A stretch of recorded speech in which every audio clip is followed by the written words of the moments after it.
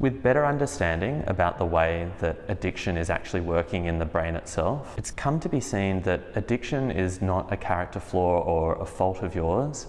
It's a change in the way that the brain is working because of its exposure to the substance. The good news about this, though, is that help is available for all types of substance misuse. So no matter what it is that you're worried about, there'll be help available to assist you to cut down or stop using it if that's what you'd like.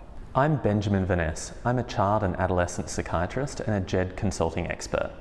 I'm here today to talk about substance misuse. When you take a substance, it gets into your bloodstream and then it crosses something called the blood-brain barrier and gets into the brain itself. In the brain, that drug then starts interacting with the neurons of the brain, and it'll lead to the release of other things like endorphins or dopamine, chemicals that change the way we feel or maybe the way that we sense the environment around us. Over time, especially with repeated use, it can also change the structure of the brain itself. And that's part of what we understand to be the science of addiction, the way in which the brain is changing to adapt to that substance and maybe to start to crave it and want it more and feel like it needs it. A really common reason why people use substances is to help them with another problem. For example, you might feel anxious going to a party or another social situation, and so you think, I'll take a few drinks of some type of alcohol and that'll help calm my nerves. There's two problems with this though. One is that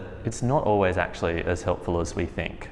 For example, if you end up getting drunk, you might say or do something that you regret later, or you just feel terrible the next day. The other is if this becomes some kind of crutch, a coping mechanism that you're relying on regularly, it's much more likely then that the use of that substance will tip over into problematic use and maybe an addiction or dependence on that particular substance. This can work the other way too. Sometimes people use substances to experiment or for fun or for other reasons, but then over time that becomes problematic and it causes mental health problems. A common one that I've seen is people using a drug like methamphetamine and then they develop what we call psychotic symptoms, which is where you've lost touch with reality. That can be really scary for people, but it is treatable, and so it's important that if you're experiencing these things or you're worried that maybe your use is starting to get out of control, that you seek professional help for it.